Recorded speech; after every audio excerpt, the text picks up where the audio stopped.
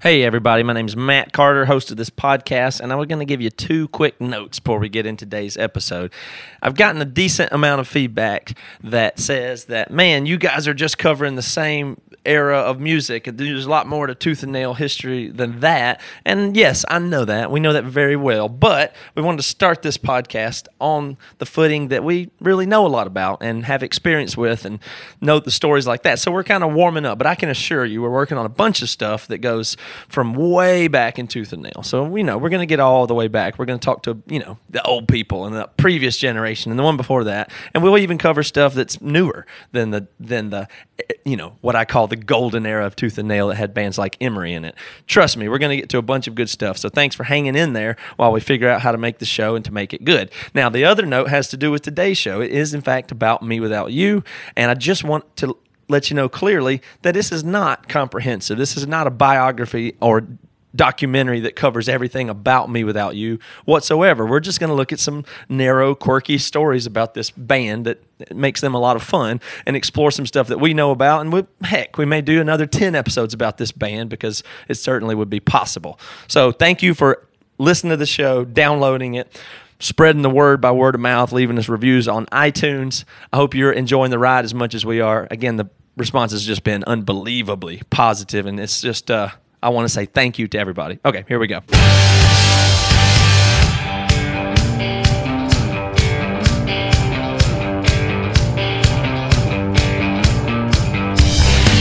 came a strong wind, ripping off rooftops like bottle caps and bending lampposts down the ground.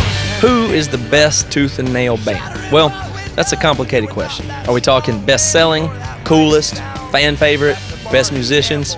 Well, how about this? Let's pose the question another way. Who is the favorite band, the darling band to the staff and bands on the label? Well, if you pose the question this way, we actually get a conclusive answer, and it's Me Without You. Now, this isn't unanimous or anything, but Me Without You certainly is the prevalent answer I've heard in my decade and a half of involvement with the Tooth and Nail staff and the other artists on the label. There's a wide variety of reasons for this, and there's a lot to love about the band, and ultimately I think it comes down to two things. One, that they are real characters, as entertaining and unique and bizarre, like characters you're attracted to in fiction, but they also possess real character, as in sincerity and principle, and they care about things well outside the scope of music or careers. Now, in common vernacular, or I should say in band lingo, this is known as being legit or sweet dudes. As far as bands go, Me Without You is truly outstanding in a ton of relevant areas. Their albums, as you probably are familiar with, are incredible, very original, using screaming and singing and spoken word in a catchy way and accompanied by ridiculously diverse and interesting music. On top of that, their live performances have always been on another level. They've also been consistently better than other bands with their visual aesthetics and real artistic integrity. This adds up to them being known as cred. Now, that's just the musical side. In addition, they are notably hardworking, innovative, DIY, and ethical in their business. And then, of course, personally, they're thoughtful, funny, charming, and fun to be around. There's only one thing that I can think of that they're not good at, and in fact, they're horrible at this one thing: being normal. They just can't. They cannot be normal or do anything normally. They just can't do it. Now, of course, this is what gives rise to many of their great qualities, but from time to time, these eccentricities, particularly those of frontman Aaron Weiss, result in both bizarro stories and experiences and sometimes conflict and instability within the group itself. This kind of unpredictability and volatility usually result in a shortened career, but miraculously, this band that almost never got off the ground in the first place has had one of the longest careers of any at Tooth and Nail. So sit back and we're going to do some exploring and poking around inside this enigmatic group of weirdos from Philadelphia. Like cocaine, their green eyes fixed on the television and pass the time. Till they're 2 miles of elegant blinds, halfway raised from the watching as you walk by, locked onto the window. Okay, so Toby and Aaron, you guys are friends with Me Without You. You know them well, you've seen them, you've toured with them, and you've interviewed them and everybody else for this story. So here's my first question to you guys. If Me Without You was the label's favorite band and all the bands loved them too, how are they not way bigger? How are they not the biggest band that was on Tooth and Nail? I don't think anybody probably has a good answer for that. I mean, everybody knew they were the best band on the label. They're the most different out of all the bands. Their live show was the most artistic and all that stuff. But yeah, maybe they should have been a bigger band. But Tim from Under Oath talked about how he has no idea why Me Without You didn't get bigger than they were. Why didn't this band get bigger than they were? And I mean, in the Tooth and Nail sphere, it's easy. Me Without You. Me Without You is the best band that Tooth and Nail has ever had. Hands down. That band should be bigger than Juliana Theory, MXPX, freaking Joan Zeta, all those combined. Me Without You is by far the best band. And people go, why didn't Me Without You stick? I don't know. Arcade Fire stuck. I don't understand it. Yeah, and that's a comment. Like I said, that's the one that comes up every time you're discussing bands. It always comes up that they should have been the biggest band, or they are the best band. Those are the two common things you hear a lot. So here's Derek Tenbush again, who was head of sales and distribution at Tooth and Nail during this time. To me and to you and probably everybody at Tooth and Nail and everybody on the Christian music side, but they should have been way bigger. I mean, they certainly had some success. They were, a pretty big band for us. But I mean, that band to me could have been massively huge. Like they could have been playing, like huge festivals and stuff, general market festivals. But I mean, there is maybe one example of a band that maybe got held back a little bit by their overt Christianness, for lack of a better description, because they certainly never hit it. But you talk about talent and killer stage show and great music. I mean, yeah, that band definitely should have been bigger. Okay, so Derek mentions their overt Christianness, but I would like to clarify that just a little bit, because Me Without You is not a band that does anything anywhere near what could ever be considered cheesy Christian or the goofball stuff that you're thinking of. This band's Christian ethic is one that runs so deep, it's really more in their social side and their behavior and the things that they talked about and cared about. But aesthetically, musically, and their performances and records, they're the farthest thing off from seemingly Christian in the way that sometimes has a negative connotation. So, back in 2002, Me Without You was on this small label called Take Hold that was run by Chad Johnson. Go back to our last episode if you want to hear more on that. And according to them and Chad Johnson, they weren't really headed anywhere at the time. Neither their band, which was known as The Operation at the time, nor Take Hold Records was going anywhere until they merged with Tooth and Nail Records, at which time they changed their name from The Operation to Me Without You. So, here's legendary lead singer and frontman of Me Without You, Aaron Weiss. Tooth and Nail signed us at a time that we had nothing else going on. We had no other offers on the table, and we had no other prospects. And if they hadn't signed us, I am very confident that we wouldn't still be a band right now. We probably would have fizzled out within the first year. And here's Ricky Mazzata, the drummer, talking about how signing to Tooth and Nail was a no-brainer for them.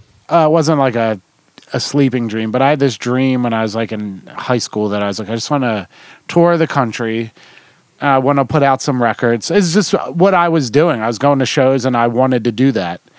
Tooth and Nail gave us the perfect opportunity. They gave us access to Jay Robbins, who's like a legendary musician from the world I come from, being in Jawbox, and he produced a lot of cool records, and they had connections, and they put us up at Interior Studios where Fugazi records. So it was a no-brainer. Yeah. Once that all came together, it was like, yeah, let's sign these contracts, even though my mom secretly got a lawyer, and the lawyer was like, the lawyer did the Hooters, which was like a Philly band, and he was like, don't sign this. And I was like, what does your lawyer know?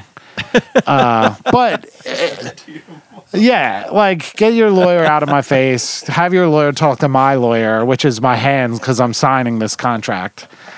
Well, I talked with Brandon a little while ago and asked him about how they signed Me Without You in the first place. Here's what he said.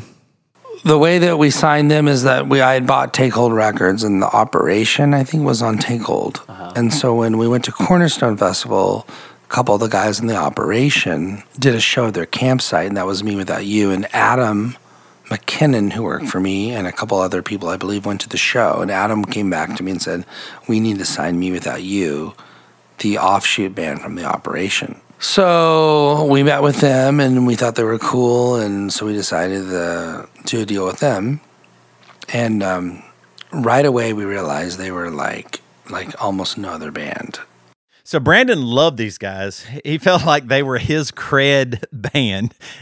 So basically they could do whatever they want, but they felt like it was a little bit of a letdown. I think because they love what they're doing and they wanted to make great music, but at the same time they wanted to make a living at it. So for Brandon to say, hey, you guys might not ever make money, but you are a great legit band, so glad to have you on the label, maybe was a hair of a letdown to them, even though what Brandon was saying is, you're great, I don't care how much money we spend, we're going to keep you on this label because you're awesome.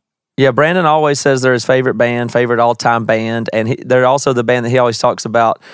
They can do whatever they want. I'm not trying to control their music, and which is true of all the bands. He's not a music controlling guy, but he always holds them up as an example of, look, I have this band that's super credible. They do whatever they want. It's great. I love them. Everybody loves it. So that's kind of the place that they fit in the Tooth and Nail story, I think. And here's Mike Weiss, the guitarist, on that notion of being cred.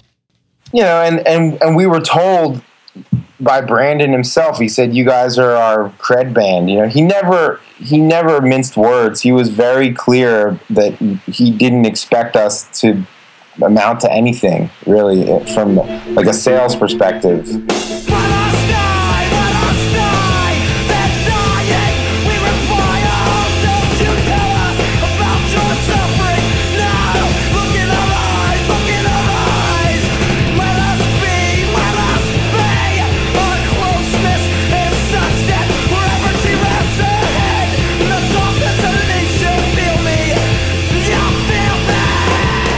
So how does this story go then? I mean, so they put out, after all this, they put out their first album, A.B. Life, and then it blew up? No, it did not blow up.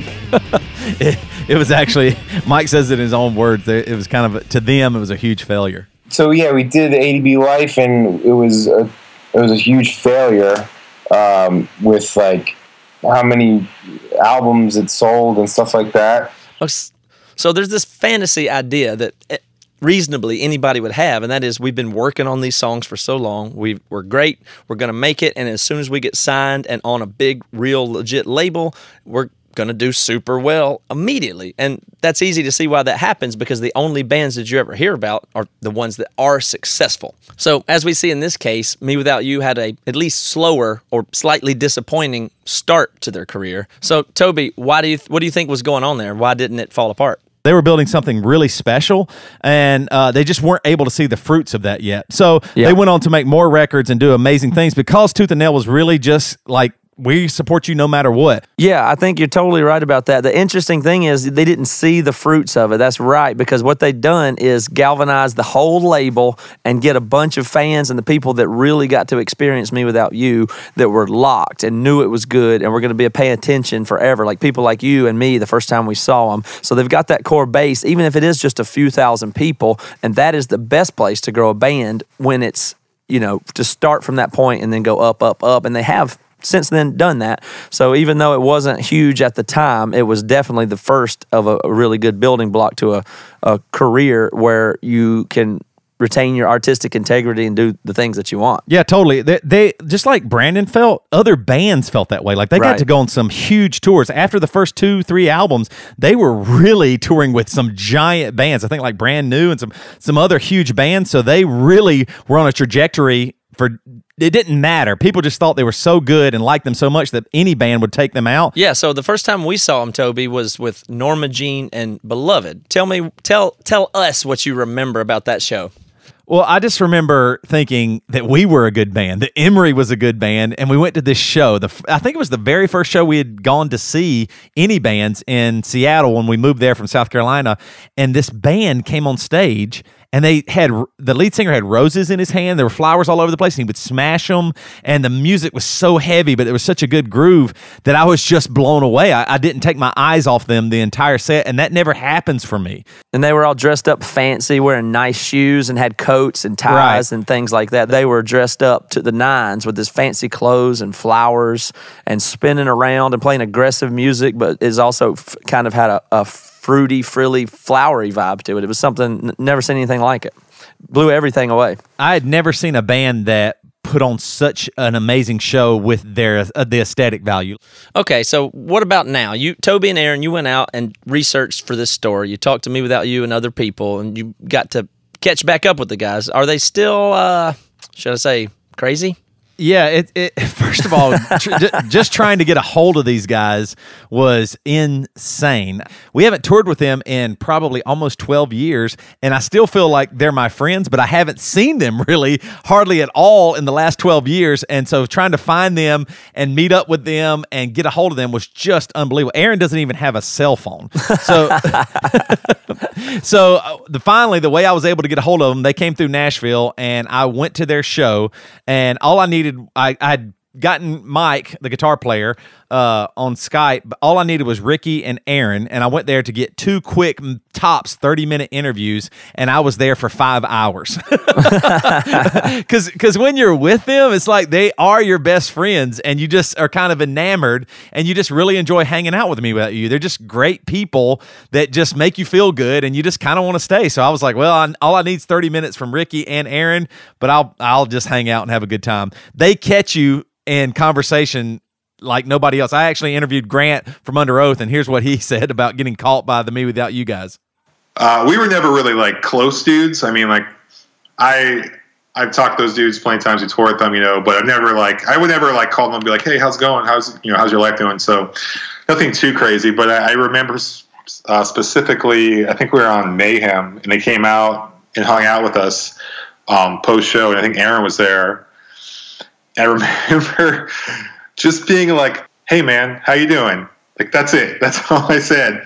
And I got this like 45-minute like talk about what's going on in his life. And I would just remember being there being like, dude, I just was being polite, man. I really don't care about all this stuff. And I obviously didn't say anything, but I was just like, man, I don't even really know you, and you're just telling me about the inner meanings of your life right now. I'm just like, all right, well, it's cool, man. Good to talk to you. See, that was it. It was a 45-minute gap between him just telling me everything. It was great. Okay, let's take a quick break from the story here, and then we'll get into some more of the rumors and the nitty-gritty and some of the stuff you may have heard about Me Without You or Aaron Weiss. And specifically, I'll give you a hint, it has to do with food and where they get their food and what they do with it. It's that time of year again. The Vans Warped Tour is right around the corner. It kicks off in Seattle on June 16th. 2 solid-state bands are on the tour all summer long. Fit for a King and Silent Planet, both playing the Mutant North stage. Fit for a King put out their most recent album, Death Grip, last October, and Silent Planet put out their most recent album, Everything Was Sound, last July. Both bands are amazing live. I mean, really good, as is the entire lineup this year on Warped Tour. So head over to vanswarpedtour.com and grab tickets now. Dancing with the dead on the riverbed, lost and hanging on the white bell king. The sound now turns to silence. In the first episode of this podcast, we talked about Further Seems Forever, and now Tooth and Nail is reissuing their 2003 album, How to Start a Fire. This is the second pressing of How to Start a Fire. 3 different colors make up this new pressing of only 1,000 copies, so make sure to buy yours early. These are shipping to Tooth and Nail store now and should be live and available in a week or 2. Keep an eye on the Tooth and Nail store and check out some of the other available vinyl while you're there.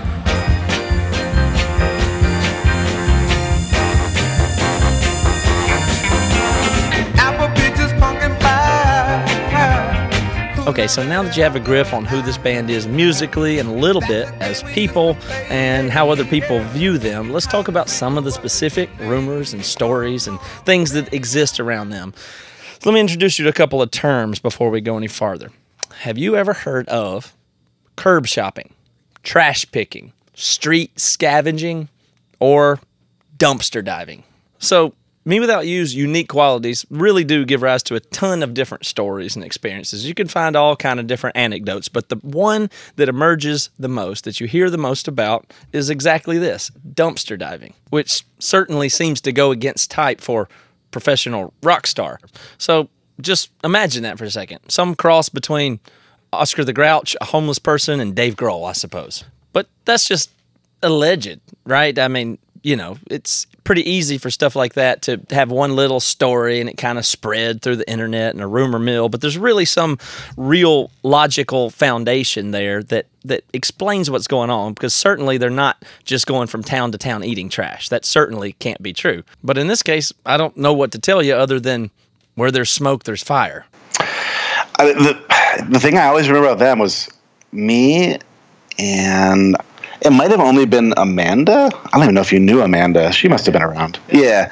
I think her and I were in Southern California somewhere for a Me Without You show, and it was the first time I ever found out that Aaron ate food from dumpsters. Yeah.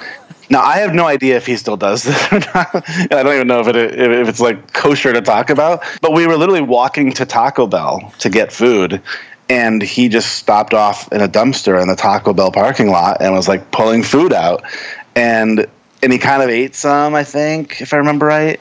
But then I think he just put some like in his backpack or something for like later. And then we went inside, and I'm like, well, A, that's weird that he's eating out of the garbage can. B, it's weird that he's doing it because we're walking to Taco Bell. We're going to be there in like 30 seconds. So we go into the Taco Bell and we order, but he doesn't order. He doesn't order any food. And I'm like, well, I'm buying, man. It's on tooth and nail. I got my corporate card. And he's like, oh, really soft spoken. I'm good. It's okay. So we sit down and we eat, and I have like maybe half a taco left, like a soft taco, and I'm kind of done, and I'm about to throw it away, and he takes it and eats it. So he wouldn't let me buy him food with the tooth and nail credit card, but he definitely would eat my half-eaten taco off of my plate. So I always remember that. And they were the first band I ever knew who rigged their bus up to run off of vegetable oil and all those kind of crazy things. But yeah, they were amazing. The other thing that I always loved about them, and I can remember probably 4 or 5 times this happening, and now of course it's almost like something they just do, but the number of times I saw them just get out of their bus or RV or whatever it was at the time and just play like an acoustic set in a parking lot for 12 kids standing around was amazing. And, of course, now you can find them on YouTube. But at the time, I was like, nobody really understood what that was, because, there were no bands on Capitol Records doing that. I can tell you that much, Well, so there you have it, folks. That must be the origin of the rumor. The legend of Aaron Weiss eating out of a dumpster must have come from this one time when he ate a half-thrown-away taco from Derek Tinbush, or maybe poked around in a dumpster once, and then people took it and ran with it and exaggerated it, and it turned into a little bit of an urban legend. But certainly, that's it. The rumor starts and ends right there. We couldn't find any other stories, any other credible stories at all of anything like that happening at all. Or perhaps the exact opposite of that. We found so many stories of this happening over and over again that we can't even include them all in the podcast. Here's John Dunn, A&R guy at Tooth and Nail. He was Emery's A&R guy and what I like to call a rumor specialist. So it was early on when Me Without You had first signed to Tooth and Nail, and I think it was the first time that they had visited the offices in Seattle. And so I showed up early for work one morning, and it was like summertime, so I don't know, fairly warm for Seattle. And everyone in the band was just laying around the parking lot, some people on the loading dock, some people on the cement. It just looked like chaos with people laying all over the parking lot sleeping. And so I showed up and let them in the building or whatever, and they said, we're so appreciative of being on the label and stuff. We want to do breakfast for everyone to, as like a thank you for supporting us and our album and all that kind of stuff. So of course we're not going to turn down free food. So they come in, they set up a whole, spread in the kitchen area, and made coffee and bagels and donuts and kind of a whole spread for everybody. So people get in the office, and we're all hanging out with the band down there, and I was drinking the coffee, and it just tastes like just terrible, like watered down. Doesn't taste right. The bagels don't taste right. Donuts are a little crunchy. Like everything's a little bit off. And so as we're hanging out with them, they're like, "Oh yeah, we got up early this morning. And we did our dumpster runs, and we grabbed the coffee grounds from the back of Starbucks, and we got the bagels out of the dumpster at Einstein Bagels, and the donuts were behind Top Pot or whatever, and we just collected all this and brought it in for a spread." And so simultaneously, like, every employee is pulling food out of their mouth and spitting it out, and I don't think anyone ate anything once we figured out where it was coming from, but you always got to be careful with those dudes if you're taking free food. Okay, so now there's just left to settle who is responsible for this. And from that last story, it kind of sounds like it's the whole band. I think it's just Aaron, and I think we have the clip to prove that. Mike and Ricky talking about how it's only Aaron that has really ever done the dumpster diving. Right. You fill your belly up with like some pizza that you found in the garbage. You know, you're not spending it on a fresh slice. Right. If I'm gonna eat that, I'm gonna make sure it's like a fresh, nice. You know what I mean? I'm not messing with that garbage. Right. Yeah. I wasn't diving in dumpsters, but I definitely would eat some of the stuff that looked good that came out. Like there was one time when we were recording Brother Sister, the whole entire trip was Aaron hitting Trader Joe's dumpsters, hundreds of dollars of food every day packaged. So you're like grilling up lamb that like it was in packages. I'm just grilling up meats every night. So on that, Aaron will eat a blizzard if he finds it on the ground, like a melted ass blizzard.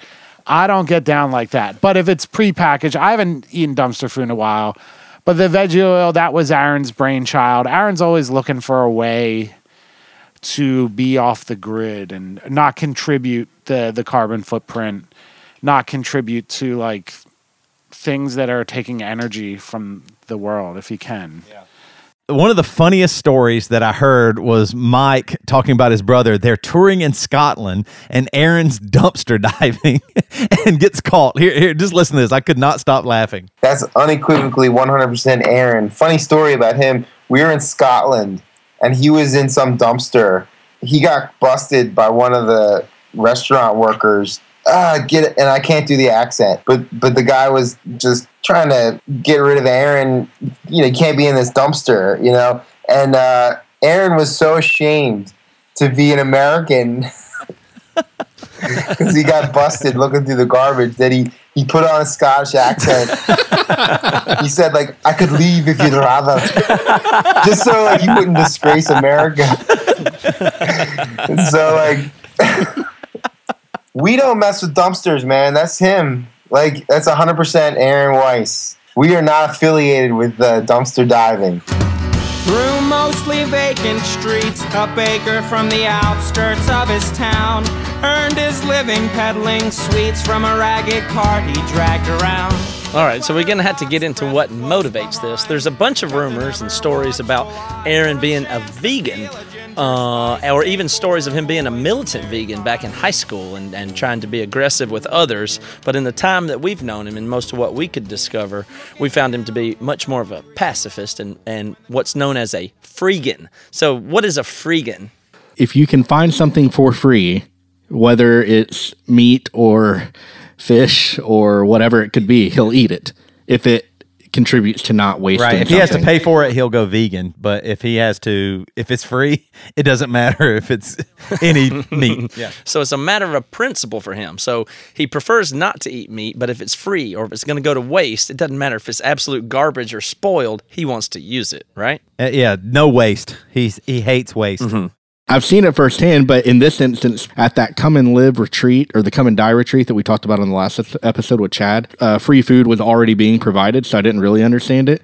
Chad, with Me Without You, As Cities Burn, Under Oath, and The Chariot, he had got Chick-fil-A catered.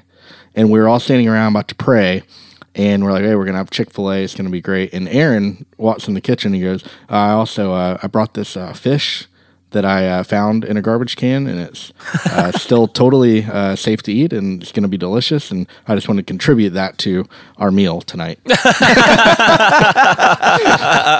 We had Chick-fil-A chicken nuggets and Aaron's dumpster fish. And the fish from the dumpster that he brought to contribute to the So this is real. It's not even just folklore. Yeah. I've seen it happen. Yeah. So for sure it's real. I've been to go eat with him. Derek Tinbush mentioned before Taco Bell, and my story is the same. We go to Taco Bell, and Aaron tags along, says, where are you guys going? He said, we're going to eat. So he says, I'll go too. We go through, everybody goes through the line and orders their food, and he doesn't want anything. He says he's not hungry or doesn't, for whatever reason, doesn't order, comes and sits down and talks with everybody, chats everybody up the whole meal, and then starts eyeballing your food as you get toward the end of the meal there. And then eventually he's like, are you going to eat that? Are you going to throw that out? Then he eats everybody's leftovers. But after he does it to a person or two, you're sitting there and you're just feeling like maybe I shouldn't eat this, or if I don't if I finish my food, poor Aaron's not going to get to eat. So I feel obligated not to finish my taco just so that he can have it. So in keeping with that vein, there's also countless stories of there being rider food or spreads in the green room or other bands' backstage food that they've left or abandoned, a meat tray or a cheese tray or something like that. And Aaron will go to absurd lengths to consume it all just to not waste it, even stuffing himself full like a dog that's gotten into the dog food and then has a bloated belly and is sick, just to make sure that if they couldn't carry the food, it didn't get thrown in the trash. He'd force himself to ingest the food. Right, exactly. I mean, when I was sitting on the bus doing this interview, I literally thought, what if I gave him $50 right now and then 1 year from now contacted him? I bet he would still have $48.50. Yeah, there's a lot of stories like that for him, and they come up more than once, but there's like these slightly different versions of them, and I think they're true, but they sound so eerily similar. They're just these repetitive behaviors, and some of them surround money. So I've heard from his band members before that they've gone back after a tour or starting the next tour to clean the bus and lifted up his mattress and found all this cash, like the whole payout from the last 2 tours, maybe $10,000 laying under his bunk in 20s that he had not used yet or hoarded or whatever. And then I was talking to John Dunn the other day, who I say is my rumor specialist, and he told me something that he had heard about royalty checks, and it's in the same vein. So I didn't personally have to deal with it, but one of the legends that was always going around tooth and nail was that, Aaron would receive the royalty checks, and, they did pretty well. So I'd imagine 5, 10, 15,000, 20, I don't know, somewhere in the thousands.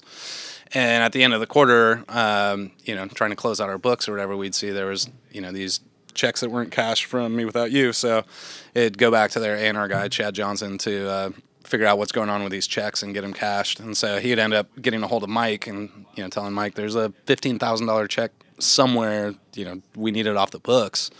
So Mike would end up going in Aaron's room and digging behind his bed, and he would find like the check open, like Aaron saw there was a check for $15,000, and just shoved it behind his mattress, and had been there for like months with no intentions of cashing it until Mike shows up to do it, which is pretty crazy just to think somebody would have that sizable of a check and make no effort to do anything with it other than just shove it behind their mattress.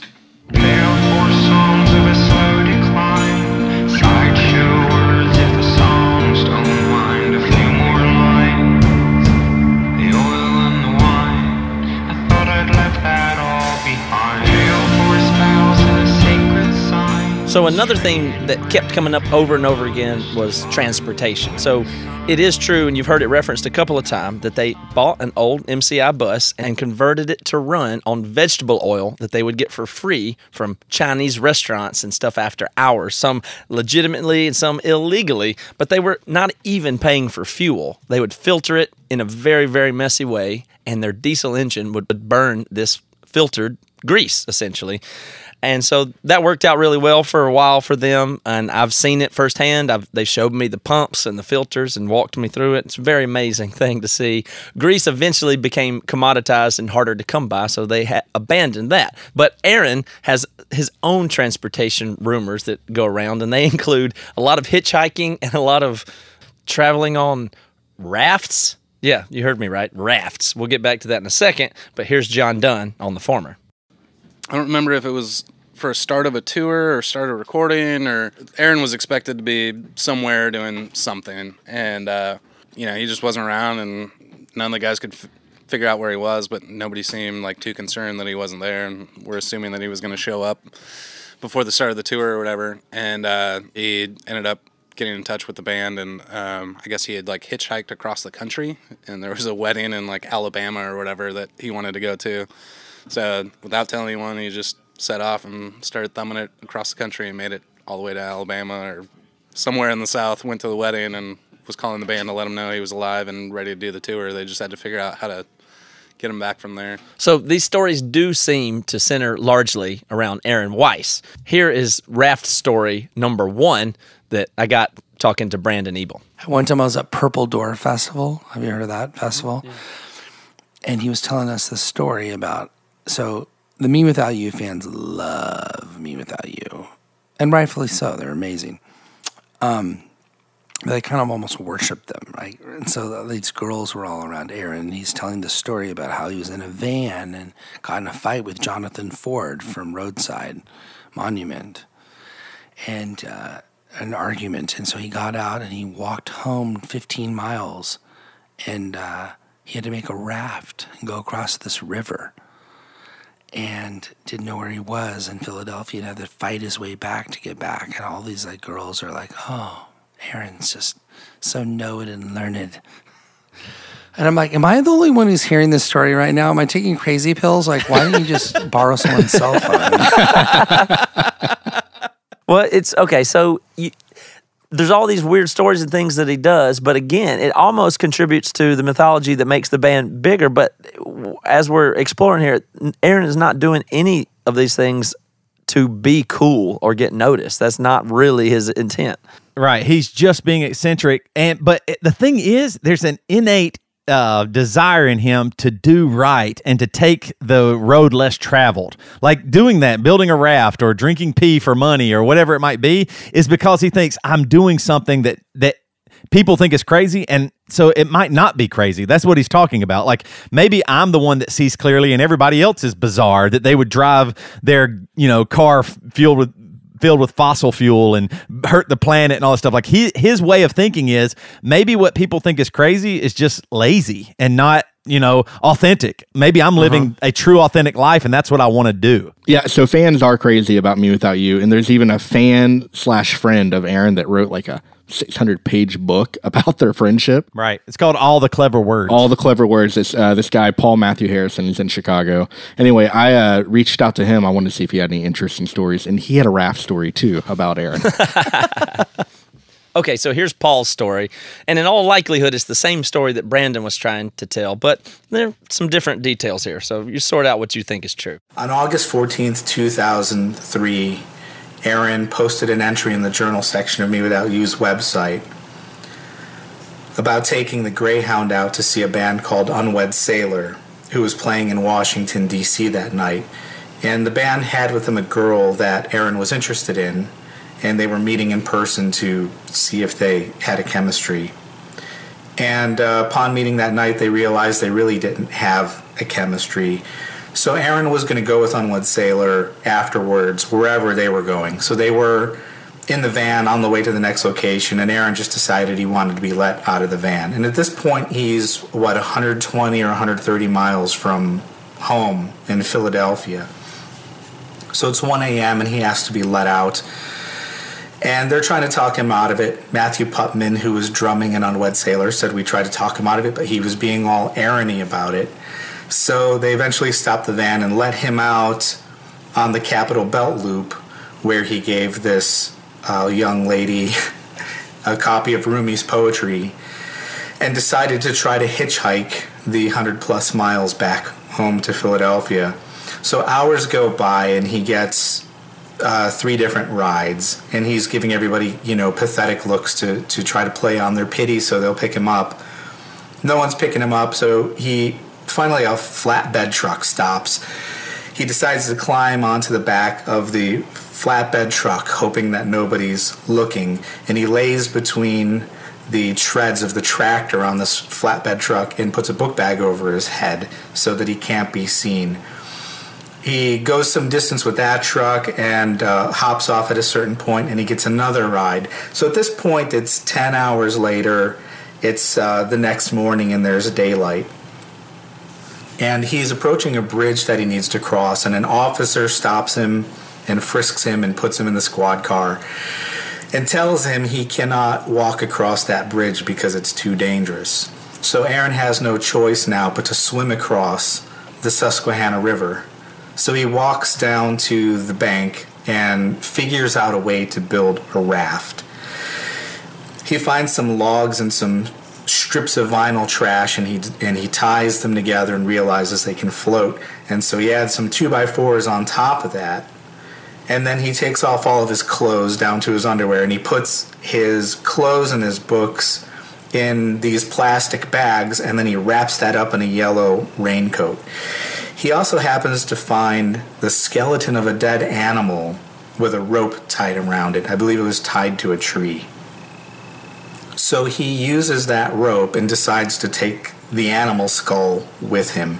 He ties the skull to the raft, and then he ties his belongings to the raft, and then he ties the raft to his neck, and he begins to swim across the Susquehanna with this raft tied around his neck and a skull on top with his belongings.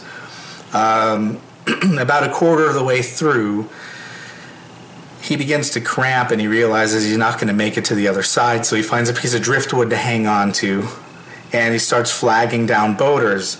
And so one guy comes along, and there's Aaron halfway out of the water in his underwear with this raft tied around his neck, and he says, "I know what this must look like." The guy, probably terrified, decides not to help him. He just tells him, "This is dangerous to be out here doing this. You should turn around and go back," and then the boater goes off. But it was too late to go back. So Aaron begins praying while doing the backstroke, and then he would turn over and do the breaststroke with the rope in his teeth. And then he would just alternate like this for an hour. Finally, a family comes along of water skiers, and they take him in their boat and feed him cheese and bologna sandwiches and take him to the other side of the river. So he falls asleep naked on a rock on the other side of the river, surrounded by the warm sun and spider webs, and there's dragonflies and grasshoppers and leaves and grass around him. And when he wakes up, just for a split second, he has this paranoid delusion that all of these things were after him in some way. And if you've heard the song January 1979, where Aaron talks about being crowned the grasshopper king with a dance of celebration, these are the grasshoppers he's speaking of that were hopping over him while he was laying on this rock.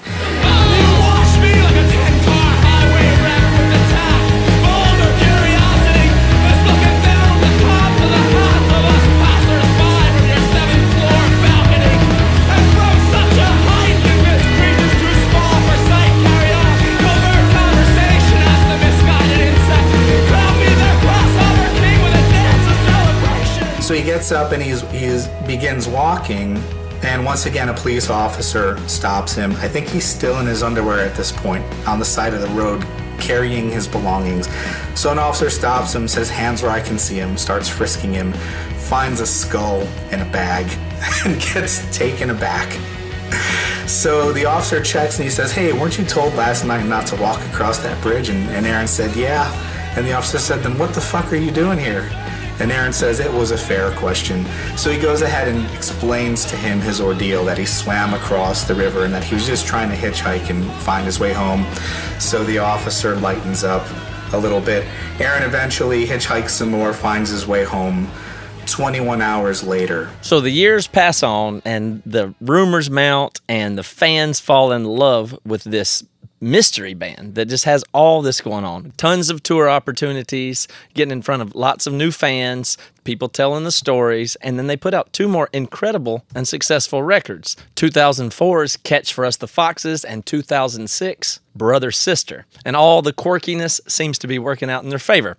Then what happens next, Toby? Ricky, the drummer, talks a little bit about how with their fourth album, they changed their sound, and that he feels like maybe that caused them not to, skyrocket. That might have potentially changed what people thought about them because their sound changed. And as you know, like we did with I'm Only a Man, people don't take too kindly to you changing your sound.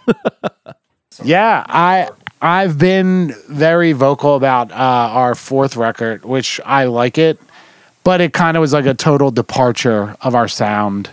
After we just got off this huge tour with Brand New, Brother Sister was our highest selling record, we kind of slapped our fans in the face with something that wasn't even remotely close to what we were doing. And I know people like that record, and I like that record, but just the timing of it, Aaron wanted to explore this folkier option because I think he was tired of yelling and he felt sad, and wanted to just make a quieter record and present himself in a different light than having to like dance around and scream and look cool.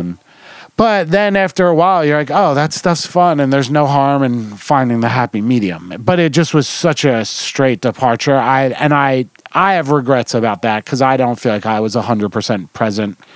I kind of just was like a ghost watching that be made. I had no input. My drumming on it is not really how I play drums. So that's my personal regrets.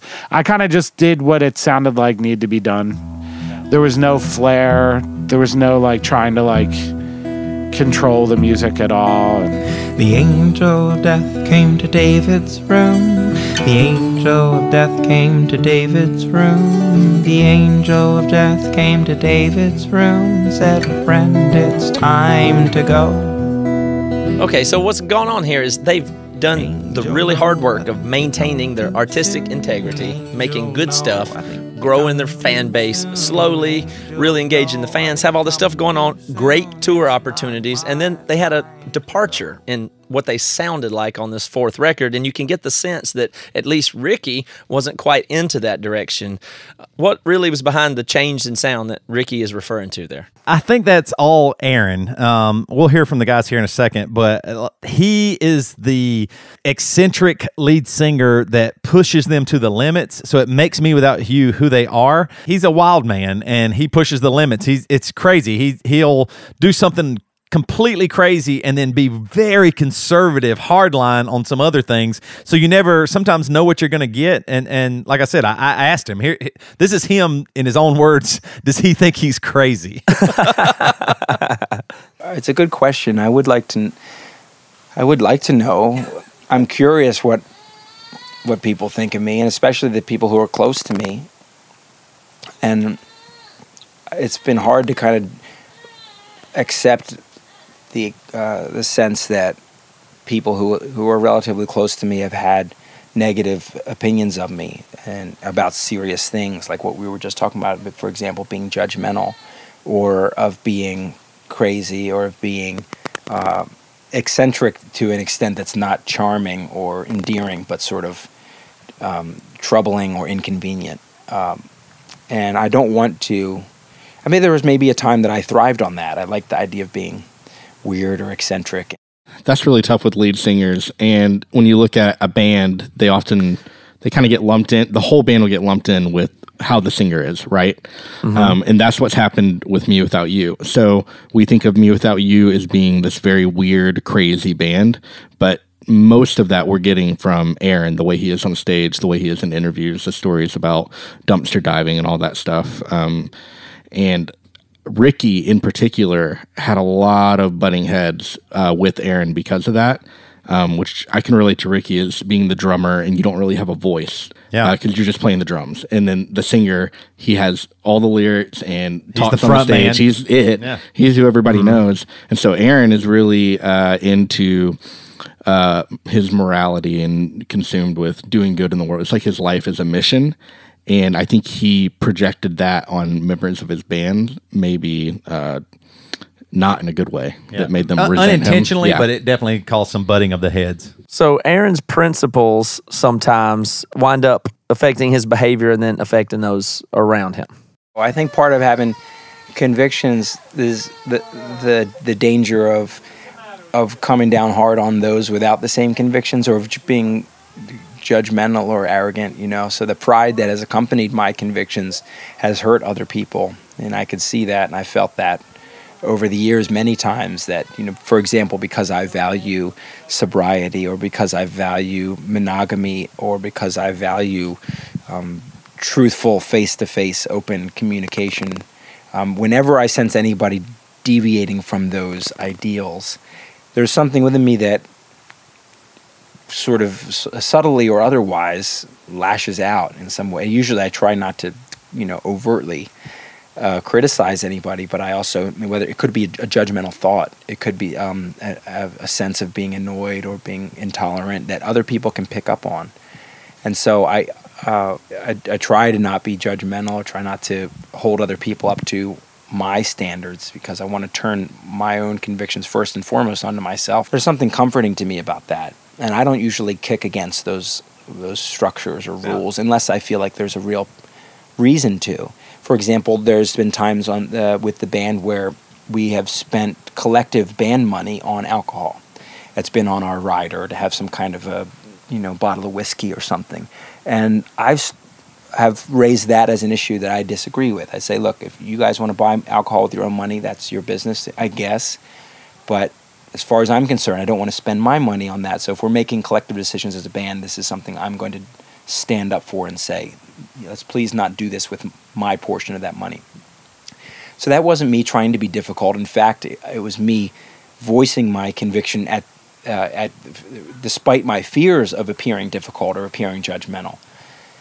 So most of the time, I think it's not that I think I want to appear strange or crazy or different. It's just that when I assess the state of our society, and to speak very broadly, or the behavior and the interests of most people that I know, it seems like the craziness is sort of the norm. Or I maybe just say it in the reverse way. What seems to appear normal seems crazy to me. For example, the fact that today is Sunday, and there's hundreds of thousands or maybe millions of people, staring at a glowing screen watching men in tights manhandle each other and throw a football around. To me is like, and they get very riled up and passionate about it. This is not a concern for me that I think is sane or that should be normal. Compared with other things that are happening in the world that are obviously much, much more important. And I can't say I'm above that because I have my own set of very superficial concerns, but that's just one example where I look at something. It's not that I want to be different, so I'm not going to watch the football game. It's just that I really can't, in good conscience, dive into that world and spend too much of my energy being concerned with it.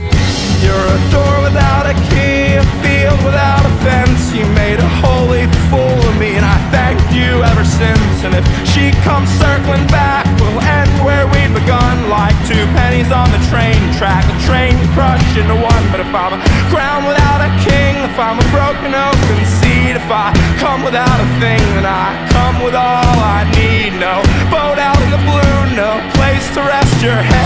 The trap I set for you seems to have caught my leg instead. So he can't, in good conscience, watch football. Right. Based on his principles and conviction, lead him to a very clear answer. It would be wrong to watch football is actually where he arrives at. Right, Matt, I was going to ask you and Aaron the same. I was just thinking it was so interesting. Aaron, you've tour managed for Emory. Emory likes drinking beer. And I was thinking, what would that be like for us? Like when you hear that, Matt, and you think, oh man, one guy says, no way, nobody gets to enjoy beverages. Like you can buy it with your own money, but even that he doesn't look at. Do you see that tension? That's right. Yeah. Like you think your whole life, like somebody like Ricky or Mike or the other guys think, man, I'm in a rock band. Can I drink a beer in the green room? And then somebody looks down on it. That just cause an innate tension. Yeah. I think it's kind of common even with a lot of bands that at least start in the Christian world that I've heard of, people we've known where they had a no drinking on the road rule, or band money band money can't buy alcohol, which it always ends up by the end of their band like everybody's just like a drunk or something, right? Yeah, but that's the interesting thing that's different about Me Without You is for most bands, they may start in some place where they have no drinking rules or they're more concerned about morality than later. But usually the band kind of changes or evolves together.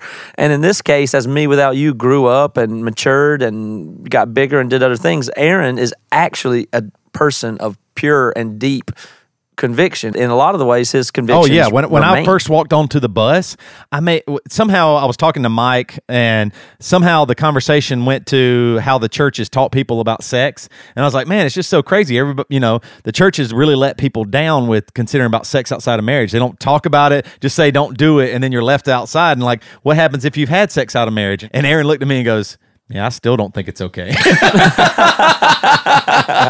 And I was like, I get it, man. You're a man of conviction. That's okay. I'm just trying to have a conversation here. But definitely, this is where, too, like, we're talking about being in a band. Think about Ricky, the drummer, that just wanted to tour, went to shows and all this stuff. And here's Ricky saying that him and Aaron are the complete opposites. Yeah, I'm not reading what Aaron's reading. He's a vegan. I'm like a light carnivore. Not in an abusive way. I'm conscious of what I'm doing. I usually try to praise the animal before I eat it. I mean, it's just like, it's a wonder that we stayed together for as long as we did, for how uniquely separate especially me and him we're like on the spectrum, we're like the antithesis of each other. Like for real. So like you have everybody else kind of falls in the middle. We've had power struggles up until like last year. We had some like really intense battles and then you step back and you're like, man, we're too good of friends to even like let this kind of stuff pull us apart. Like just take a macro look at what we're doing and how we're doing it.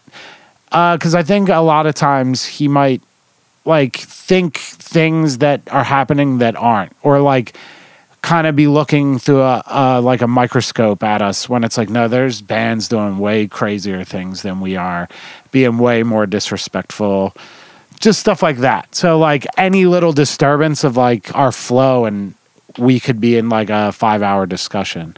But at the end of it, it's all beautiful and we're all here. And I'm always surprised when we get on the bus to tour again. Because sometimes I'm like, oh, we're never going to do that again. Yeah, I tried to even get Aaron to nail down what he does bad, like what's the sinful nature bad guy, and I think his answer's, to me, the least bad you could ever be. Listen to this. Even the things that I think are virtuous, like whether it's not watching football isn't even a virtuous thing. Sure. It's just, but like the dumpster diving, for example. If I think, well, this is something I don't like, seeing food go to waste, and I think it's crazy that there's that much that we're throwing in the trash cans. Well, it's also free food, so I benefit from that, and I take pleasure in that. Is there like, if you stop at a gas station, you are going to get a Snickers? Is there anything like that you treat yourself to? Or? Yeah, I treat myself all the time, especially when my wife and daughter are out on tour, and I want to take care of them and make sure that they're well fed. In a sense, it's an excuse for me to, like, we ordered Indian food last night. Maybe a night or two before that, we got Thai food, and then we got Mexican food. So but we buy a lot of food, and that's a real pleasure. And personally, I like playing pinball. So that's probably my most kind of silly and arbitrary of sort of, low grade pleasures, is that we're on tour and I see, there's a bar nearby, or certainly if the venue has a pinball machine, I'm going to be very tempted and probably will spend a couple of dollars there and try to get my name up on the screen, my initials. Wow, that's actually a really telling and amazing clip, Toby. I'm glad you got that, because in the world where bands' morals tend to degrade over time and stuff like that, here's Aaron saying that he still battles temptation to, try to stay away from that pinball machine. Right. After 12 years of touring in a band. I mean, there's naked women everywhere. There's all kinds of alcohol and drugs. Nope, just pinball. That's the one that gets Andy ate out 3 times with his family. Right, right. First came a strong wind, ripping off rooftops like bottle caps and bending lampposts down the ground. And came a thunder, shattering my window. You were not that strong wind or that mighty sound. All right, but 2 of the guys are brothers. Mike and Aaron are brothers. But where does this all come from? Does it have to do with do you find this to have to do with their morality and background, or being Christian or Christian upbringing? Yeah, I would have thought that they grew up very conservative Christian, but actually their parents' faith was a lot different. And so here's Aaron's brother, Mike, who's the guitarist for Me Without You, talking about how they grew up. In my family, we had a lot of different faiths. Like, my father was brought up in a Jewish home. He went to Hebrew school, and my mother was raised in an Episcopalian home. And so the grandparents were Jewish and Christian. And then my parents met at a sort of a religious group called the Bawa Muhammad Fellowship, which is a Sufi group, which had a lot of different faiths too, but mainly sort of rooted in Islam. So if I had to sort of narrow it down and, in a blurb, I'd say my parents were Muslim. So we got exposed to Christmas, and we went to a Christian camp every summer for the Episcopal Church, which was not a very, if you know anything about that, it wasn't a very, it's Protestant, but it's not very charismatic or anything. It's almost like Catholicism. It's very similar. So there's no Catholic or Episcopal like punk scene. So like we did get exposed to the religion, but we weren't Christians. Like we weren't baptized. Like we didn't really know that much about it until I was in college. I started to sort of look into these kind of things, and friends of mine, very close friends of mine, including Greg Jehanian, invited me to this church, which was a very, very, very charismatic and evangelical and very just sort of like, I guess you could say very extreme born again Christianity and all that. Didn't come into my life until like age 19. So I think that they've really been exposed to a lot of religion and spirituality and are somewhat hybrid, but they maintain an extreme sense of like goodwill and doing the right thing for the world. So that spills out in their music too, and in their actions. Like, Aaron does care about the world. Like when he was talking about football, like he thinks it's a waste of time because there's so much hurting and pain in the world. But it's really interesting too, the dynamic between the two brothers. There's an extreme respect for each other, and yet they're still totally brothers. like I am with my brother. Like it's funny thinking of two people that are so influential musically and stuff like that, but they're still brothers. They're best friends. In some ways, they are completely similar, and some ways they are completely different. Like, they've been working on their bus. They just got a new bus, kind of like Emory guys have, like we have, and they're just fixing it up. Aaron wants to keep it as minimal as possible. He wants to keep everything, and Mike is at a point in his life where he's like, no, I want our bus to look good. I want to feel nice. I want to be comfortable. I want nice wood paneling. Like, he was just showing me their bus, and it looks amazing. Like, all the work and craftsmanship that he's put into it is unbelievable, whereas Aaron, I think, appreciates it because it's his brother, but would way rather it just be some beds, maybe laying on the ground. But Aaron would make the argument that while fine woodwork is a nice thing, it's a trivial thing or not an important thing, or something else could be done with those resources or man hours or time or whatever. So I guess that's how he would have to look at it. So instead of continuously riding around in a nice bus is never going to sit well with Aaron Weiss. Yeah, it feels better to have less to him. Like, that feels right in all cases, whereas the other guys, it doesn't. Like, they like the idea of having a little bit nicer bus. They like the idea of, maybe having a beer in the green room. And one thing that I thought was really telling, I guess, was I saw a huge difference. Aaron, as you can hear in some of the audio clips, Aaron's wife and his little girl were there, and I think that that's changed him some. Even Aaron, who is the person that's out there the most, that wants the least, goes, we got to have a little bit of comfort because I have a little girl and I have a wife and I want them to be taken care of. So it's a unique thing now to see that in action, where he is buying food. He is making, you know what, we'll have a nicer bed in the bus because my wife and daughter are here. I just think that was really interesting and telling about how even that changes as you get older and as more people come on board. So buying real food and being somewhat comfortable is Aaron's version of moving to the suburbs. Right, it's living in Beverly Hills. So the worst interview question of all time is, how did you come up with your band name and what does it mean? Now, even if there were a concrete answer, I don't want to know it. I think it's much better left open to the listener for interpretation or speculation. So, being that I'm a listener, I'll go ahead and speculate for you. Now, here's why I love the name Me Without You. It's because for me, it raises all kind of metaphysical, pseudo-spiritual questions just right from the get-go. It makes me think, well, who is me and who is you? And what does it mean to be without somebody or with God? And this band has done a particularly good job of having things not be concrete, not standard, and again, not normal. They do things differently. They make you question. They question stuff. There's a lot really going on here, and I really appreciate that. They've created amazing art and music and influence, and while the members are totally fluid, moving parts that have some amazing cohesive moments together, and then at times it's not that way. I guess I think that the whole band is a beautiful metaphor for how messy things can be, but the problem is saying life is messy is a trite phrase that's way overused these days. So in keeping with the Me Without You spirit, we'll say it a little bit better. Life and relationships can be really dirty. They can be nasty. They can be garbage. In fact, life can be like a bacteria-laden pile of ground beef 4 days past its expiration date at the bottom of a Trader Joe's dumpster. But I bet we can do something cool with it. Thanks again for listening. I'm your host and producer of the show, Matt Carter, along with Toby Morrell and Aaron Lunsford. The show is edited by Melanie Studley and Billy Power and mixed by Brett Baird. Thanks to our assistant producers, Reva Hansen and Marshall Fremlich, and special thanks to Adam Scatula and Tyson Paletti at Tooth and Nail for helping to develop this show. See you in 2 weeks. Make sure you tell a friend and leave us a review on iTunes. What might